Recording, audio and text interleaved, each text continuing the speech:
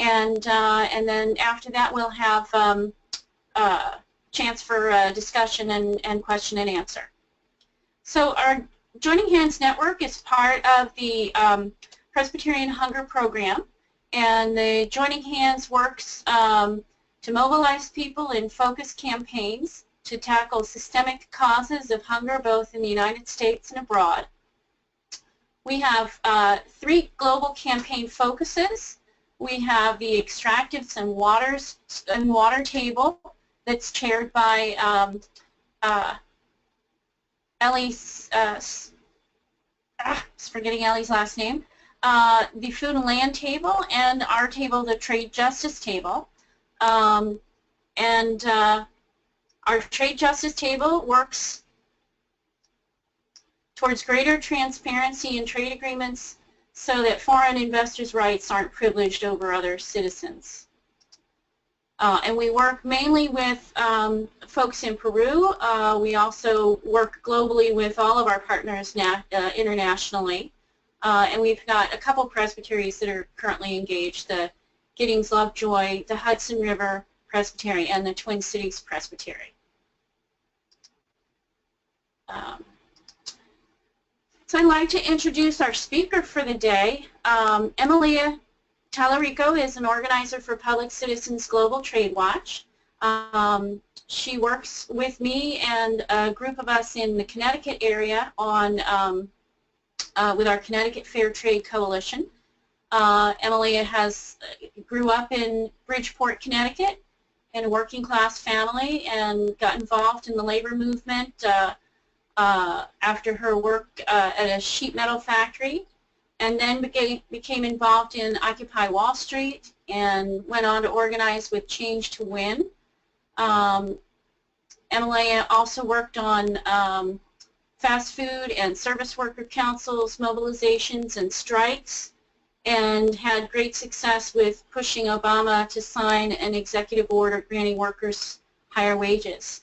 So welcome, Emilia. Emilia is going to talk with us today about what does a good trade policy look like as we are in the midst of the Trump administration's renegotiating of NAFTA. We are hoping that we can be proactive and have conversations with our legislators ahead of time while these policies are being negotiated, so that we can help to shape that policy that it is more just and more fair for workers, for indigenous folks, for people in communities all around the world. So welcome, Emilia. Thank you for joining us. Hey, everyone, and thank you for having me on. As Pam introduced, my name is Emilia Tallarico. I'm an organizer for Public Citizens Global Trade Watch, and today I'm going to talk a little bit about trade and about the upcoming NAFTA renegotiations, and just what a good NAFTA replacement would look like, as well as what a good trade deal would look like. Here we go. So, NAFTA, during the presidential campaign, President Trump made promises to renegotiate NAFTA. I'm sure as many participants who are in this call, a lot of us don't agree with nearly everything Trump says, but a lot of us do agree that NAFTA does need to be replaced, and NAFTA did cause a lot of harm for all 3 countries that it involves. In Canada, Canada had to deal with a lot of ISDS lawsuits, which is investor-state dispute. And what investor-state dispute, or ISDS, does is it allows multinational corporations to sue local governments if local governments hurt their investors. And Canada had a lot of ISDS dispute cases. It also hurt Mexico. In Mexico, NAFTA allowed the flooding of their economy of cheap corn and soybean imports. And what that did is that, honestly, it really crushed their agriculture system during the 90s, which ended up creating a huge immigration crisis at the southern border of the United States. in the United States itself, it has caused a lot of job offshoring. A lot of jobs just, were removed because of the effects of offshoring. So in general, yeah, we do agree with President Trump on NAFTA. Nothing else. We do think that NAFTA does need to be replaced, and what would a good trade policy, or what would a NAFTA replacement deal that would look like that would benefit working people in all three countries, could really be summed up in the following 10 points that you see here on the slide. And I'll go over point by point. The first point in replacing NAFTA and making it be a good trade replacement would be eliminating rules that incentivize the offshoring of jobs, that empower corporations to attack democratic policies in unaccountable tribunals. I mentioned a little earlier ISDS.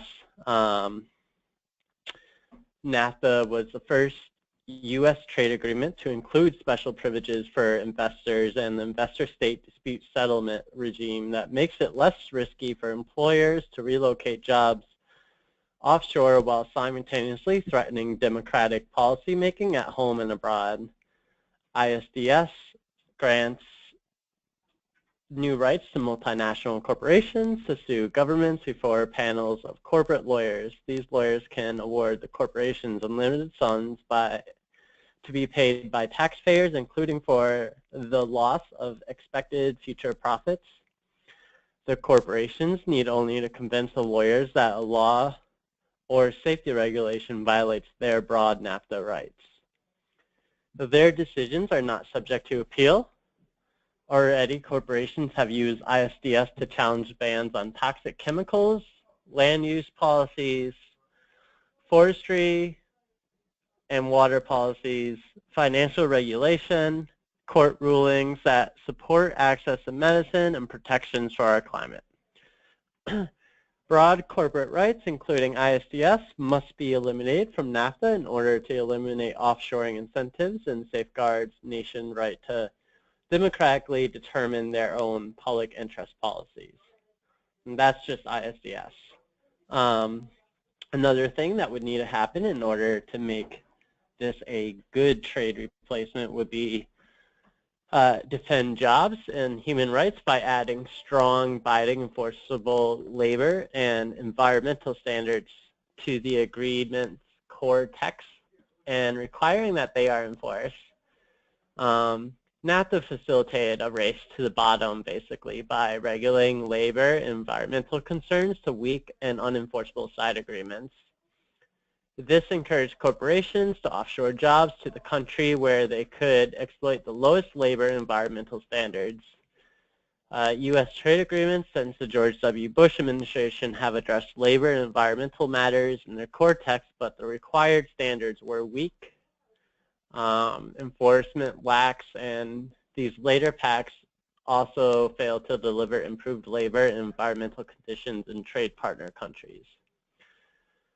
Any deal that replaces NAFTA must create a fair playing field by requiring the agreement to go into effect only upon each participating country, adopting, maintaining, implementing, and enforcement domestic laws that provide labor rights and protections included in the International Labor Organization's core conventions and policies that fulfill the Paris Climate Agreement and other core multilateral environmental agreements. These commitments must be enforceable via independent dispute settlement process and subject to the same sanctions used to enforce the commercial provisions of NAFTA. Market access must be conditioned on confirmation that labor and environmental commitments are enforced, meaning sustained evidence that conditions on the group have improved and withdrawal of trade benefits for backsliding. In addition, the deal must tax imported products made under highly climate polluting conditions. And the next point is overhaul NAFTA rules that harm family farmers and feed destructive agriculture business model. NAFTA, and I talked a little bit about this before, but NAFTA devastated rural communities in the United States and Canada as well as Mexico. It forced millions of Mexican farmers and farm workers off their land, fueling a major increase in forced migration. Moreover, NAFTA's agribusiness model concentrated wealth in a handful of food processing and trade companies, depleted natural resources, polluted water and the climate, and left taxpayers to pick up the tab for agribusinesses. Failure to pay farmers above cost of production prices. NAFTA's agriculture terms must be changed to achieve balance that supports fair and sustainable food supplies and rural economies. All nations have a right to democratically establish domestic farm policies that ensure farmers are paid fairly for their crops and livestock, as well as establish other farm and food policies such as inventory management, strategic food reserves, import surge protections, and other anti-dumping mechanisms that protect farmers and workers, as well as consumers. The next point that would need to be addressed in a NAFTA renegotiation would be ending NAFTA rules that threaten the safety of our food. NAFTA has enabled a flood of food imports that has overwhelmed food safety inspectors, contributing to a rise in foodborne illness. NAFTA even allows imports of food that does not meet domestic food safety standards, further jeopardizing our health. To make matters worse, our NAFTA partners have used trade tribunals to attack common sense food labels, such as those that tell consumers where our food came from. To ensure that our food is safe, any deal that replaces NAFTA must require imported food to meet domestic food safety standards, include enhanced border inspection requirements, and it must require country of origin labeling for meat and other food products so consumers can make informed choices, and must otherwise affirm countries' right to require mandatory food labeling regimes to inform customers. The fifth point that would need to be changed in NAFTA would eliminate NAFTA rules that drive up the cost of medicines. NAFTA prioritizes drug companies over patients by establishing monopoly protections that shield pharmaceutical firms from competition and increase medicine prices. Those firms hope to use NAFTA negotiation to gain even further protections by inserting extreme provisions from the TPP. This corporate protectionism is a life or death matters, as it can put life-saving drugs out of the reach for many. To increase access to affordable medicines, NAFTA existing intellectual property protections must be eliminated. And no new measures included that would go beyond the existing World Trade Organization agreement on trade-related aspects of intellectual property rights, which is already in effect in all NAFTA member countries. Instead, public health protections should be included that enable the United States as well as other countries to promote the human right to health and ensure access to medicine for all. The next point that would need to be changed from NAFTA is eliminating NAFTA rules that undermine job-creating programs like Buy American. NAFTA bars each participating country from prioritizing purchases of domestically made products over those made in other NAFTA countries, or from requiring that outsourced government services such as call centers that employ workers domestically. It also threatens environmentally friendly purchasing policies and prevailing wage and other labor requirements. This undercuts popular programs that create jobs, support living wages, and reduce pollution. To restore such a pro-worker, pro-environment policy and ensure that every country has the freedom to choose how it spends its own tax funds, NAFTA procurement chapter must be eliminated. As well as Buy American, NAFTA, we would need to add strong enforceable disciplines against currency manipulation to ensure a fair playing field for job creation. NAFTA allows countries to lower the value of their currencies to gain trade advantages. Such currency manipulation results in a flood of artificially cheap imports, while exports are unfairly priced out of other countries' markets, threatening jobs and entire industries. The United States should work with Mexico and Canada to establish common mechanisms so that together we can confront currency manipulation around the world. Binding disciplines against currency manipulation must be included in trade agreements, core texts, and domestic U.S. legislation must be enacted that triggers automatic corrective action against currency manipulators rather than simply triggering reports or dialogue. As well as that, we need to require imported goods and services to meet domestic safety and environmental rules. Just like with imported food, NAFTA requires countries to allow imports of other products that do not meet domestic safety, environmental standards. NAFTA also requires us to import energy, financial, and other services to allow firms from one NAFTA country operating in another NAFTA country to provide services without meeting domestic standards. For example, NAFTA requires us to permit unlimited access to U.S. roads for trucks from Canada and Mexico, even when certain vehicles do not meet U.S. safety and environmental standards and drivers do not hold U.S. commercial driver's licenses. Failure to comply with these terms subjects a country to challenge before NAFTA tribunals that can authorize trade sanctions or orders for cash compensation, both undermining democratic policy making and workers at firms that follow the domestic rules. These NAFTA terms must be replaced with a simple rule. Import products and services must meet the same standards as domestic products and services, and all service providers, domestic or foreign, must equally comply with a country's environmental, land use, safety, privacy, transparency, professional qualification, and consumer access policies to ensure high-quality products and services as well as high-quality jobs. The next and final point that would need to be changed with NAFTA as it stands is add a broad protection for environmental, health, labor, and other public interest policies. NAFTA's main overreaching rules restrict the policy tools that governments can use to protect workers, promote public health, tackle climate change, and otherwise advance broadly shared priorities. Other governments and even corporations can challenge laws democratically passed by Congress, state legislators, and city councils as NAFTA violations in tribunals operating outside of domestic court systems.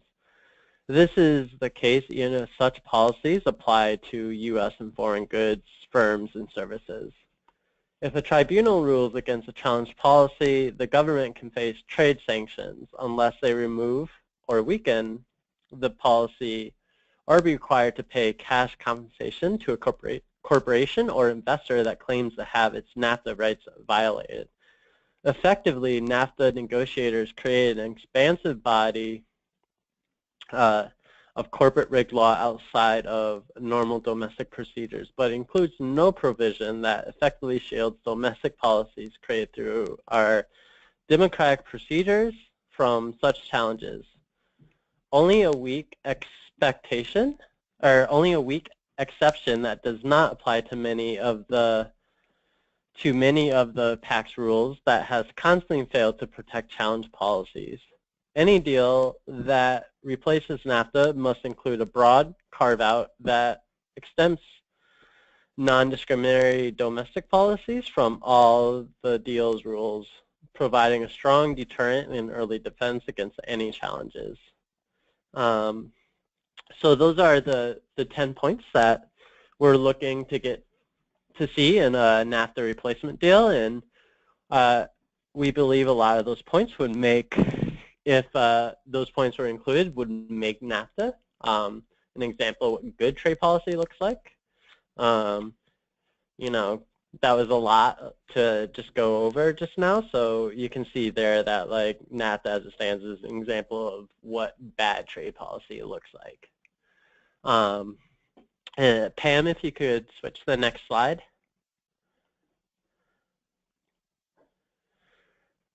So now I'm just going to give like an update on where NAFTA stands now and start moving us in the direction of how can we change NAFTA, how can we replace it with a deal that works for working people in all three countries. Just earlier today, White House, we got alerted that the White House was planning to make a formal announcement about a NAFTA negotiation. This announcement would come. This announcement would come about 90 days before they are actually able to renegotiate it. This is because of fast track, and well, it's in order to enact fast track, they would need to notify Congress in the 90 days. If you remember, during Trump's campaign, he had mentioned multiple times that within the first 100 days he was going to negotiate NAFTA. That, very clearly was not. That was, I guess we can call it one of Trump's alternative facts.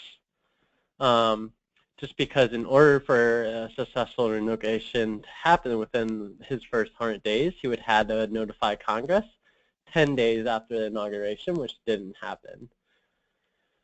I think a lot of this had to do with the fact that there hasn't been a new USTR confirmed. While there is an acting USTR currently, Lighthouser, the nominee for the USTR, has not yet been confirmed. Before he could be confirmed, it looks like there needs to be a waiver that needs to go through Congress, which is pending on Democrats, and that would require 60 Democrats to vote on a waiver that would allow him to move forward into confirmation hearings. Hasn't happened yet, but I'm sure within the next 2 months we'll see a new USTR confirmed. And currently we are collecting postcard petitions that are demanding President Trump to replace NAFTA with a deal that puts working people first, particularly working people in all three countries. This is just the first step of the campaign, but in the inside of this slide, there's a link. I'm not sure how I can get that link out to everyone who is on the call right now, but actually, maybe I could post it in the chat. Amelia, we can also send it out. We'll have access to all the participants' emails. Oh, that's great. So we'll figure it out and we'll send it out to all the people who are attending. And basically what we're doing is we're just sending out postcards to different people around the country and collecting signatures on them. And we're going to hold on to them and present them to the White House at a critical moment. We're thinking sometime in very early May. And we can go on to the next slide.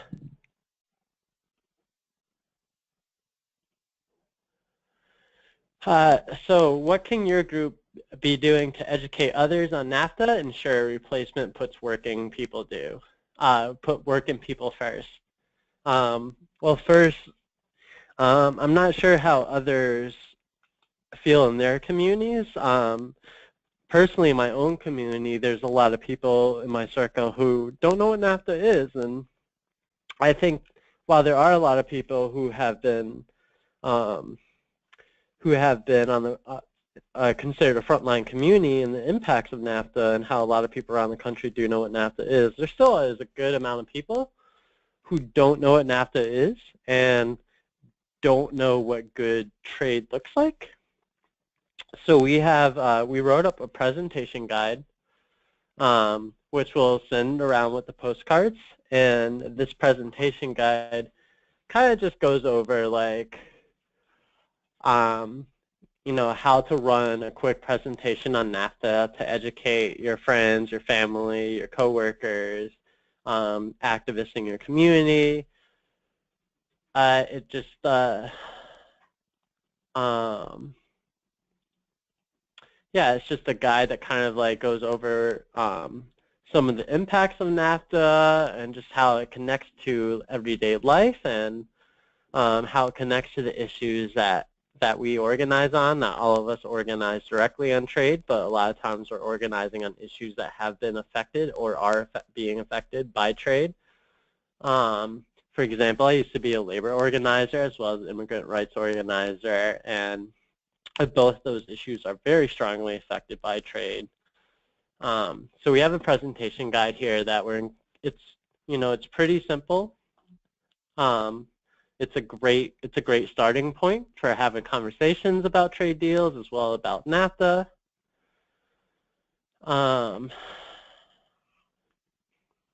And another thing that you can do is if you are in a group of people, if you're in a coalition, you're in an affinity group, a collective, you work for an organization, you can work with your group and help write a statement on what you think a good trade deal would look like, what you think a good NAFTA replacement would look like. Currently, out of a lot of the groups that I work with, the Connecticut folks, shout out to Pam. Y'all are some of my favorite folks that I work with around the country.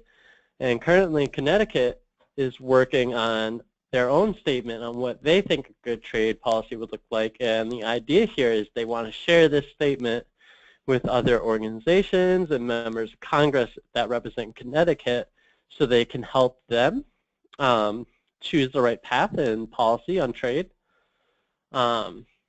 Which brings us to our third point on here, setting up meetings with your representative from Congress.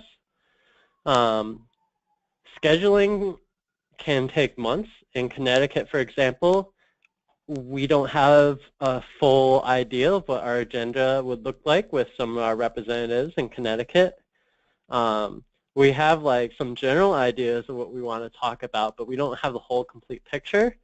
We know several months from now we will have the complete picture, and oftentimes scheduling those appointments also takes several months. So I would recommend that before you get too involved with your group that's working on trade, like you would call your representative ahead of time and schedule that appointment, just because sometimes it could take 3 or 4 months to get your foot in the door there.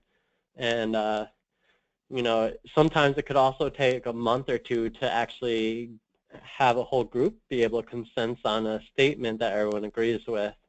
So, in the time that you're waiting for a meeting with your representative of Congress, you can be drafting that statement. The fourth point is, building your community, building your group, recruitment. It's important to publicize your group.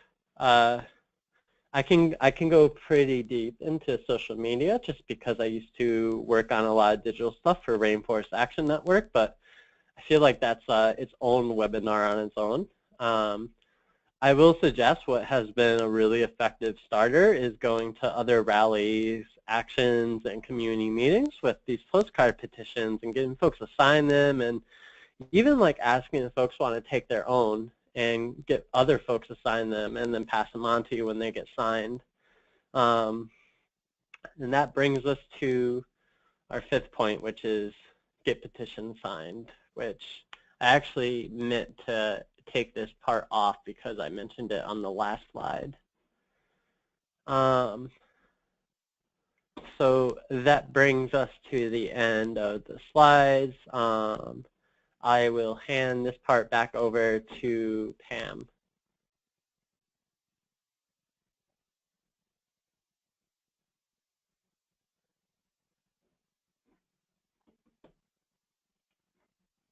Pam?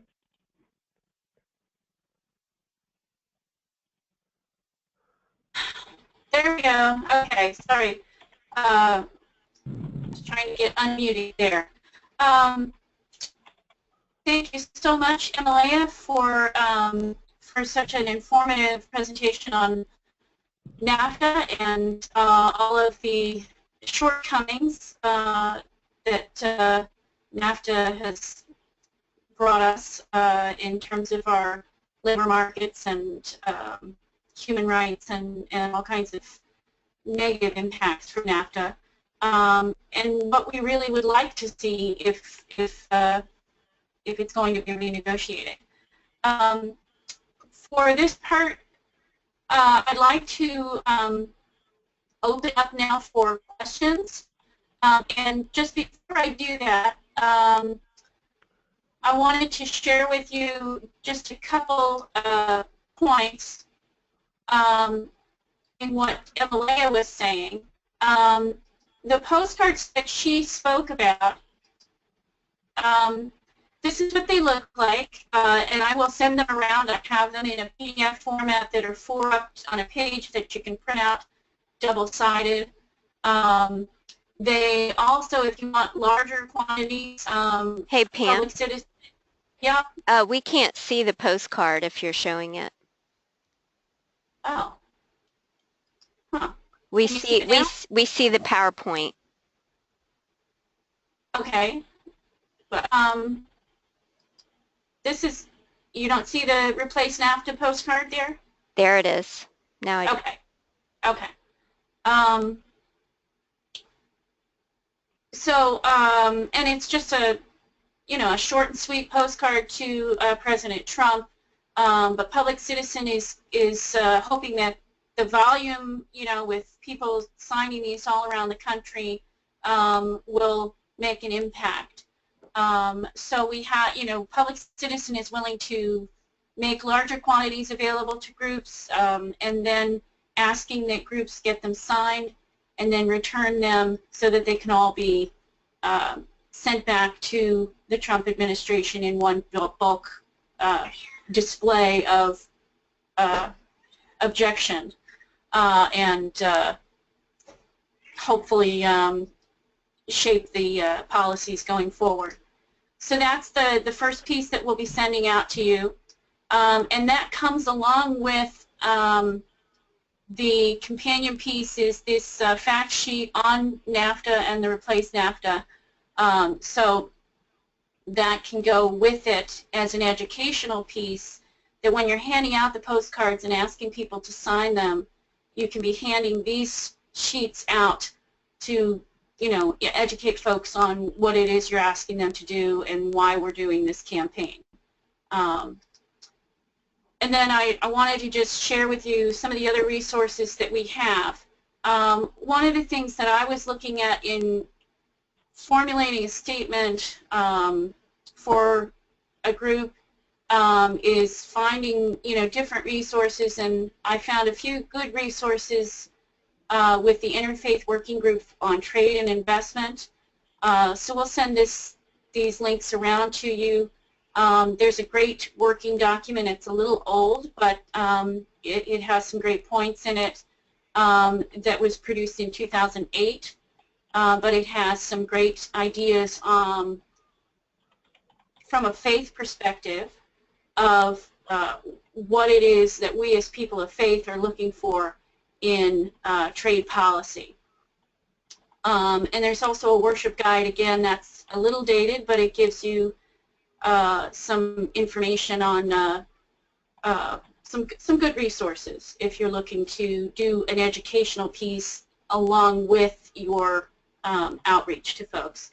And I have a just short list of scriptures on trade, you know, for folks that are looking to, as you're looking to draft your statement on what does good trade policy look like, and you're working with congregations or other folks from a faith perspective, this will give you hopefully some resources to draft those statements.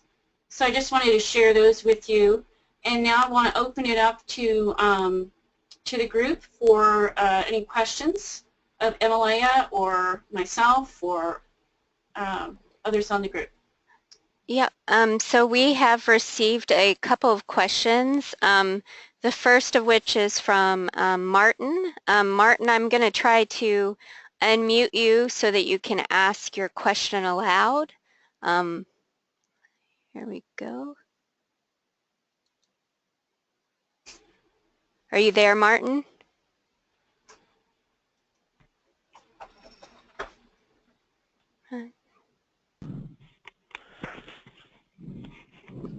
Is that you, Martin? Okay, well, I'll ask his question for him then.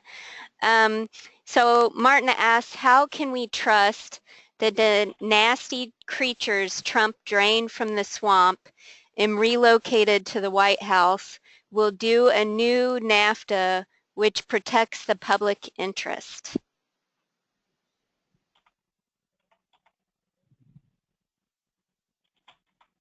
How can we, is Emily? Can you repeat the question? Yeah. Yeah. So how can we trust basically that a new NAFTA which protects, that the White House will carry out a new NAFTA which protects the public interest?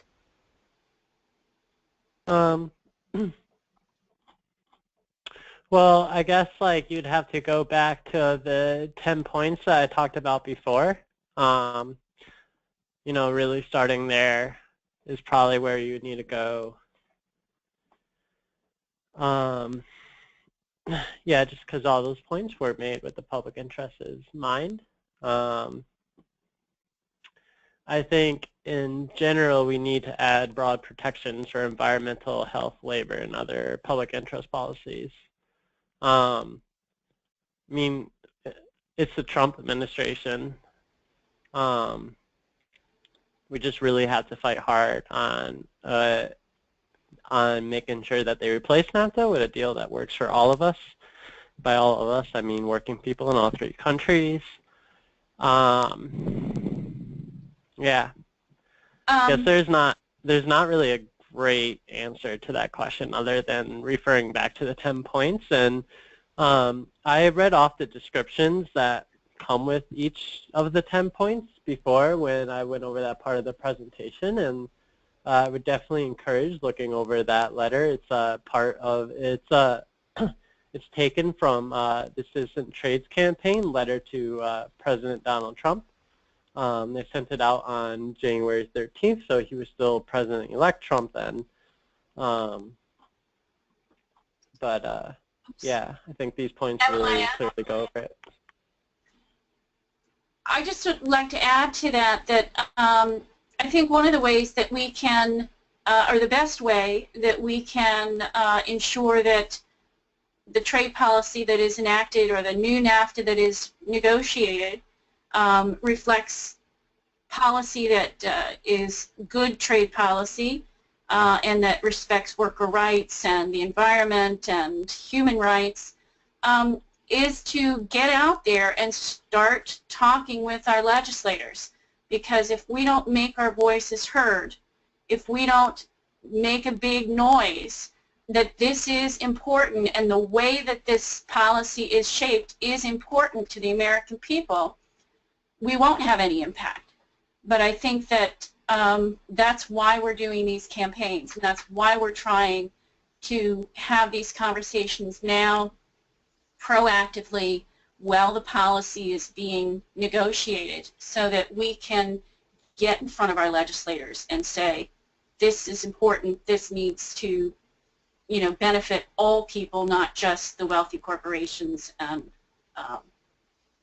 you know, and make sure that all 3 countries and the people in those countries are represented. I have another question from Karen. Let me see if her microphone and audio is working. Okay, it says I'm unmuted, so I'll go ahead. Yeah, I hear you. The fast track issue, I don't understand, so I'd like a little more explanation on that. It seems to me as like if the present administration comes up with some kind of a deal, how does 90 days play into that? Because Mexico and Canada's, wouldn't like our trade representative, whenever we get one, have to work with Canada and Mexico to come up with this kind of an agreement and then bring it back, and then the fast track would maybe be in effect? I don't understand that. Sure, I can answer that. So fast track requires them to notify Congress 90 days before they can start renegotiation. This isn't like 90 days and then they can vote on this and it's done. It's like 90 days before they can even start. So the working with other countries on trade deals and whatnot, that would come after the 90 days. Like this isn't, yeah, like during the TPP fight, we saw that 90-day fast track happen towards when the vote, and we also saw it, early on when they were planning on having Congress talk about the initial trade deal. Okay, thank you. Does that answer your question, Karen? Yeah, I think so. I just didn't want to, I mean, if nothing can go into effect until Canada and Mexico are also have the same plan. Do you know that, Emalea? What procedures do Canada and Mexico have? Do they have a similar fast track type process in their negotiations? It's a good question. I'm not entirely sure. I'm inclined to think that they probably do have something similar, but I'm not entirely sure. I do know a NAFTA negotiation would require like Congress like saying, okay, let's renegotiate it before we will be able to like really move forward with talking to any country regardless, and that decision would only be able to come after 90 days from whenever they make the formal announcement. Great, thanks. Okay, Valerie has his hand up. I'll let him ask his question. Hey, thank you. My question is actually similar than the first question that was asked. Are we seeing some signs from the new administration here that they're really thinking about good trade policies? Sorry.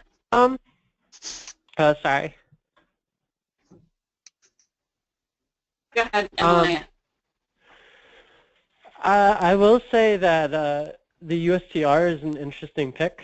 I think like where we've had battles in the past with USTRs, like Froman, on different issues, we might not see those same problems with this current USTR, but in addition to that, we might see other problems. As far as what the administration is putting out is it's coming off a bit protectionist, but they haven't put a whole lot out since Trump has been in office on this particular issue. We were expecting an announcement to come last week. It didn't come, but we do know that the acting USTR as well as Ross met with the Ways and Means Committee last Thursday, which we were assuming was over trade policies that Trump wants to put through. And just because Trump is planning on making, or the White House is planning on making a formal announcement, it might not just be NAFTA. They might put a whole bunch of things in there, and then like when the 90 days is up, they might only pick one or two things that they actually fight on. Does that answer your question? I mean, yeah, I just feel like, yeah, I haven't seen a lot in terms of, apart from we're gonna, make the country great again and create a lot of jobs. So your 10 points were very, very good, but in terms of seeing it coming from the administration, I was just wondering if there are some more signs that they are aligned with this kind of vision. But yeah. Yeah, I mean, some of the people that looked like Trump was, in the early days, that Trump was suggesting what he would nominate for USTR was looking like, he actually is okay on trade in some areas. I don't want to say like in all areas, because I think he's actually worse on trade in a lot of areas in past administrations. But yeah, it's to be seen, really. Hoping we'll be able to dive more into this question within the next couple of weeks when we see more formal announcements come and we see some of the suggested plans. But yeah, right now, I mean, we're seeing, just as you are saying, like the administration hasn't been talking a whole lot about trade. It's almost as if they were avoiding it for like the first month and a half. Yeah. So I think we have time for one last question. We have a question from Adam. Adam, I'm going to unmute you now so you can ask it. Oh yeah, my question was mainly answered in the chat box, but I was just asking about whether a recording of the webinar will be available that we can share, because I would love to do it. Okay. Yes, and we are recording this webinar, and we will hopefully email the download link out to everyone who registered for the webinar. We'll try to get that out tomorrow. Great, thank you. Eileen, or Emily, I wanted to follow up one more question on the process going forward.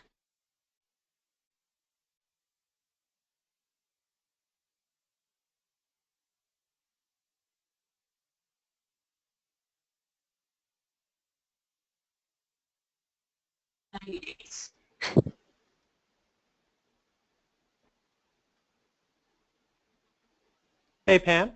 Yeah, we hear you now, sorry. Oh, you couldn't hear me? Hello? Hey, Pam, we hear you now. Okay. I didn't get your question, though. Yeah, my question. Okay.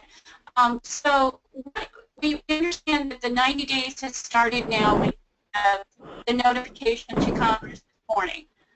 What happens after that 90 days? What's the process going forward? How long then, after that 90 days, does Congress debate it? You know, those kinds of things.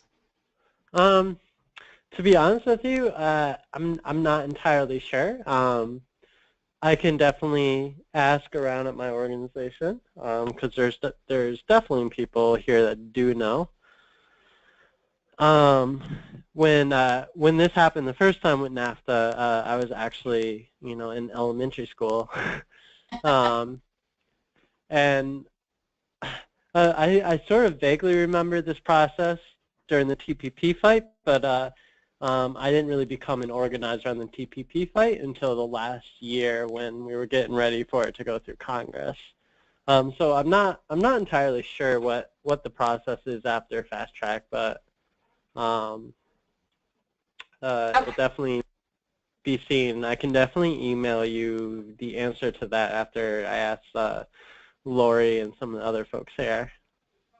That would be helpful. I just think it gives us a little idea of, you know, how much time we have to plan these campaigns and these meetings with legislators and things like that. Yeah, absolutely. So, Eileen, are there any other questions beyond that?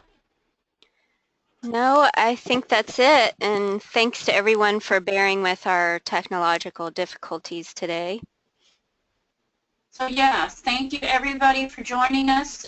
We do apologize for the technical issues. And I will send out the recording along with links to the resources that Emilia has shared and I've shared so that you'll have all access to all of that information. And then I just want to encourage folks as you're writing your statements, as you're drafting statements with your groups, as you are having these conversations, share them with us through the Google group. And let's have a conversation through the Google group so that we... And Pam, some folks aren't yet a part of the Google group, so we'll also send you information about that. About joining. Okay, great. Any last words, anybody? Great. Thank you for having me on. Thank you, Emily. I appreciate it. Thanks so much, Emalea, for all the great information. No problem. Let me know anytime you want me on. Okay. All right. Well, thanks everybody, and that's going to end